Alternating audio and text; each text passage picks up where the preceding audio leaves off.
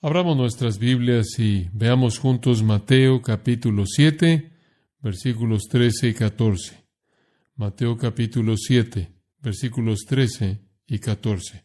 Esos dos versículos forman el texto para el mensaje de la palabra de Dios que estaremos viendo esta mañana. En el capítulo 7 de Mateo, el Sermón del Monte, el cual comenzó en el capítulo 5, llega a un gran crescendo, a un gran clímax. Ese clímax es afirmado en estos dos versículos. El resto del sermón, hasta el final del capítulo, simplemente es una expansión de estos dos versículos. Escuche conforme los leo.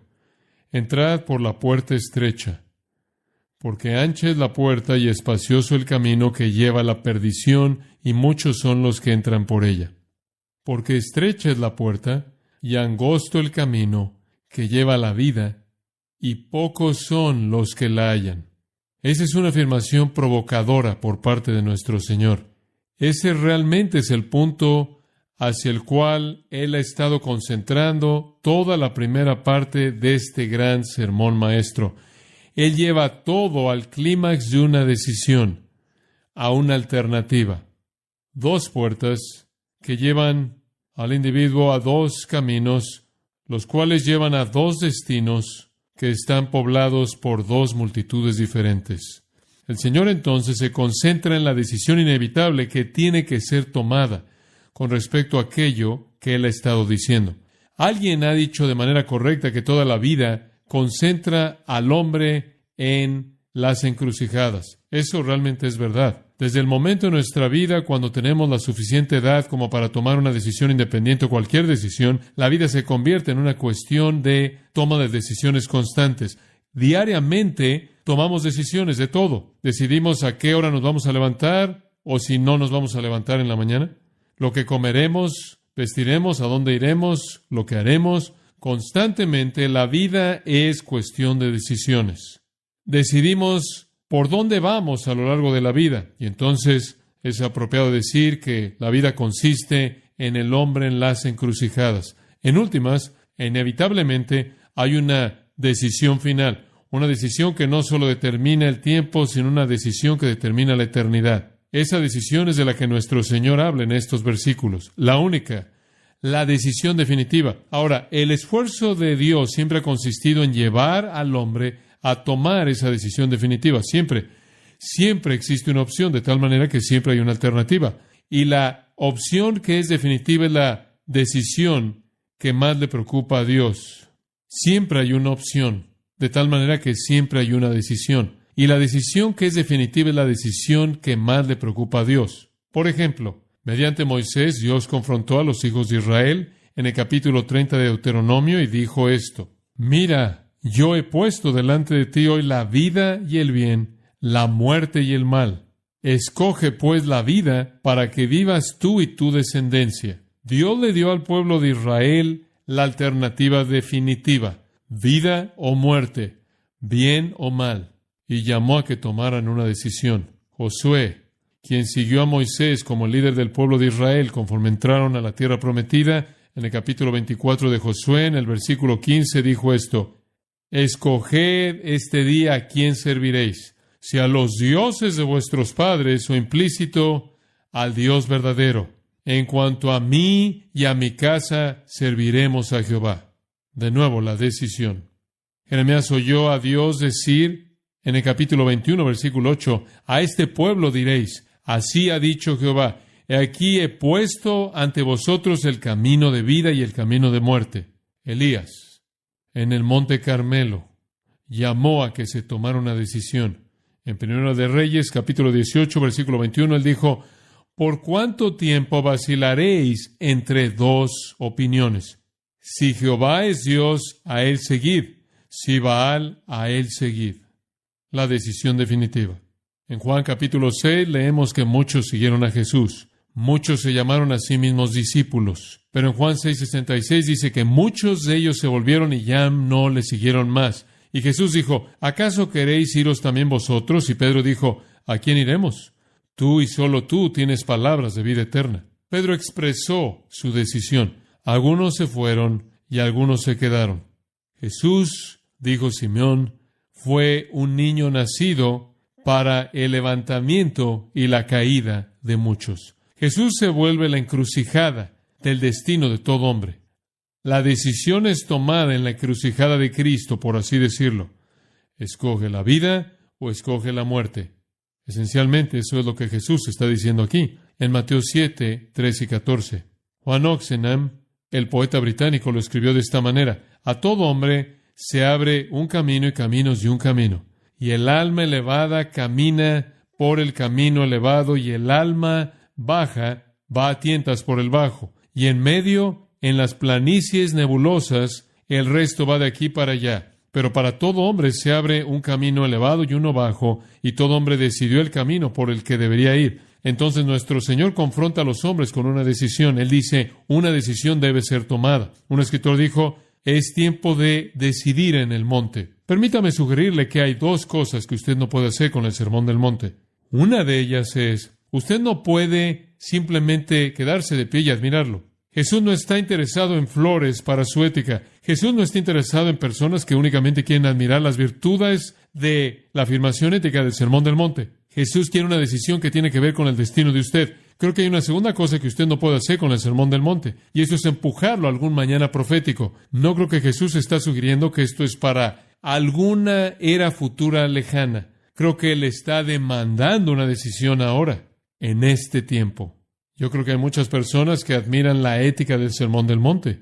Eso no es lo que Jesús quiso. Y yo creo que hay muchas personas que toman las características del Sermón del Monte y sus demandas y las empujan hasta el reino futuro. No creo que eso es lo que Jesús quiso tampoco. Lo que Jesús demandó fue una decisión, un acto, una decisión definitiva que fuera tomada en ese momento y en esa ocasión en base a lo que Él acababa de decir. Una decisión deliberada tiene que ser tomada. Cristo vino a traer un reino. Él era un rey. Él era el rey. Él era el rey de reyes. Y Él vino con un reino que era único y especial y apartado y diferente de todos los reinos del mundo. Y los hombres no habrían entendido su reino a menos de que Él explicara sus principios, y entonces en este sermón maestro Él ha expresado los principios de vivir en su reino. Y ahora Él nos da la decisión a entrar o quedarnos afuera de Él. Esa es la decisión que Él quiere que todo hombre considere. Él demanda una respuesta. Usted ahora conoce los requisitos del reino. Usted ahora conoce los estándares del rey. ¿Cuál es su respuesta? ¿Cuál es su reacción? Eso es lo que importa. Y yo creo que Jesús llama a que tomemos acciones. Creo que los versículos 13 y 14 son el clímax, la cima hacia la cual Él se ha estado moviendo a lo largo de este sermón entero, para llevar a la gente al punto, para llevarnos al punto en el que respondemos. Y amados, la decisión es absolutamente clara. Únicamente hay dos alternativas: la puerta estrecha, el camino angosto, la puerta ancha, el camino espacioso. Eso es todo. No hay otras alternativas, ninguna. Y me gusta lo que Juan Stott dice de eso. Él dice, Jesús confronta todo nuestro sincretismo cómodo. Tendemos a querer volvernos eclécticos en desarrollar sistemas de religión, pero Jesús dice, esto es claro, es esto o aquello. Y eso lo concluye. Ahora, algunas personas podrían decir, bueno, ¿cómo es posible que Jesús podría hacer una afirmación tan clara acerca de la religión cuando hay tantas religiones que enfrenta el hombre? Bueno, realmente no hay muchas. Únicamente está la verdadera y la falsa, ¿verdad? Únicamente está la correcta y la incorrecta. Eso es tan simple como lo puedo decir. De hecho, a lo largo del Sermón del Monte, Jesús está haciendo un contraste entre la religión verdadera, sus estándares, y la religión falsa, la religión del día, la religión del hombre. El contraste es entre la justicia divina y lo que demanda, y la justicia humana y lo que demanda. El contraste es entre Cristo y los escribas y los fariseos. Únicamente hay dos. Ahora, permítame añadir un comentario al margen. El contraste aquí, y quiero que entienda esto, de lo contrario nunca entenderé el pasaje. El contraste no es entre religión y paganismo. Y he oído a tantas personas usarlo de esa manera, que el camino angosto es el camino del cristianismo que va al cielo, y el camino espacioso es la orgía de embriaguez que va al infierno. No es un contraste entre piedad y cristianismo y gente no religiosa, gente pagana. Masas abiertamente llenas de lujuria, impías, inmorales, que van camino al infierno con gusto. No es eso. Es un contraste entre dos tipos de religiones. Ambos caminos tienen un letrero que dice, este es el camino al cielo. Satanás no coloca letreros en caminos que digan, este es el camino al infierno. Eso no engaña mucho. No es un contraste entonces entre la religión y el paganismo. Es un contraste no entre la justicia y la injusticia declarada. Es un contraste entre la justicia divina y la justicia humana, entre la religión divina y la religión humana, entre la religión verdadera y la religión falsa. El problema de los fariseos se nos indica en Lucas 18:9, en donde dice que los fariseos confiaban en sí mismos como justos. Esa era su religión y no era adecuada. Todo hombre toma una decisión y la decisión es esta: o usted es lo suficientemente bueno por usted mismo o mediante su sistema para llegar al cielo, o no lo es, y usted se arroja en la misericordia de Dios mediante Cristo. Esos son los únicos dos sistemas de religión en el mundo.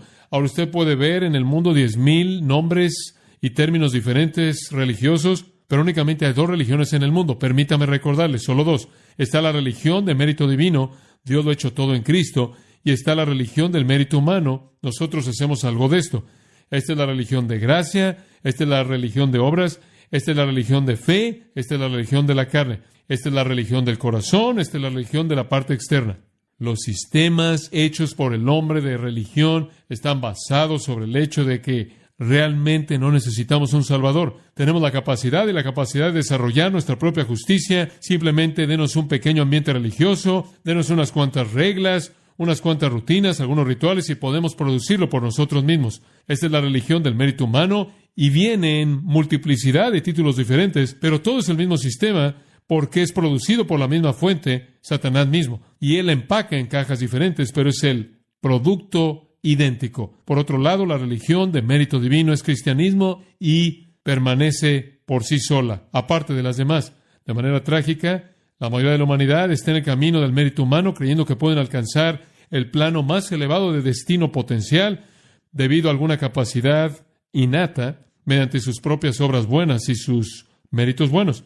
Ese es el contraste. Jesús está diciendo, mire, hay dos caminos que tienen el letrero al cielo. Uno es el camino estrecho, comprimido de justicia divina. El otro es el camino espacioso de la justicia humana. Como puede ver, los judíos habían enseñado que podían llegar por sí mismos. Esa es la razón por la que era tan contundente cuando el apóstol Pablo dijo, por las obras de la ley, ninguna carne será justificada a los ojos de Dios. Romanos 3. Y Pablo dijo, la ley vino para cerrar nuestras bocas y evitar que afirmáramos tener alguna justicia y condenar al mundo entero como culpable delante de Dios. La ley vino para mostrarnos nuestra pecaminosidad, pero cuando el hombre que se cree bueno en sí mismo, centrado en sí mismo, vio que era pecaminoso por la ley, él no quiso enfrentar su pecaminosidad. Entonces hizo la ley a un lado, reinventó un nuevo sistema que acomodaba sus fallas, y entonces, en base al sistema hecho por los hombres, afirmó en su propia mente que él era justo. Eso es mérito humano. El enfoque primordial, el enfoque central del Señor en el Sermón del Monte es romper la espalda de ese tipo de sistema, mostrarles a lo largo de este sermón que ese sistema no sirve, que su perspectiva de todo está equivocada, y el propósito entero del sermón es llevarlos a donde Él comenzó en el sermón. Bienaventurados los pobres en espíritu, bienaventurados los que lloran, bienaventurados los mansos, bienaventurados los que tienen hambre y sed de justicia. En otras palabras, Él comienza en donde Él quiere terminar, con gente que está quebrantada, con un espíritu de mendigos, llorando por su pecaminosidad total, mansos frente a Dios y su ley, y con un hambre y sed por aquello que saben que no tienen, pero que necesitan desesperadamente la justicia de Dios. Él quiere llevarlos de regreso a donde Él comenzó, a ese quebrantamiento por el pecado. Pero los fariseos nunca entendieron el mensaje. Digo, usted oye al fariseo en Lucas 18 y él ora, te doy gracias porque no soy como los otros hombres. Y él dijo, hago esto y hago aquello. Y a lo largo de esa oración nunca expresó una necesidad a Dios. Nunca una necesidad. Porque él nunca pensó que tenía una necesidad. Porque él era tan bueno como era. Y en la esquina está el hombre golpeándose el pecho diciendo, Dios, sé propicio a mi pecador. Jesús dijo, ese hombre se fue a casa justificado, no el otro. Jesús quiere llevar a la humanidad a un punto en donde reconoce su incapacidad total de agradar a Dios en su propia carne. Y en desesperación, con un espíritu quebrantado, manso y llorando, clama por justicia de Dios. Los judíos, claro, pensaban que eran justos, pensaban que iban camino al cielo, camino al reino. Pero Jesús los forza a reevaluar y a tomar una decisión. Es la misma decisión que cada uno de nosotros tiene que tomar. Ahora, al llegar a los versículos 13 y 14, la decisión es cristalizada. Y por cierto, como dije, esta es la cima. El resto del capítulo simplemente expande este pensamiento y lo ilustra. Estaremos viendo eso en las próximas semanas. Pero a partir de aquí, la decisión es clara. Hay dos puertas.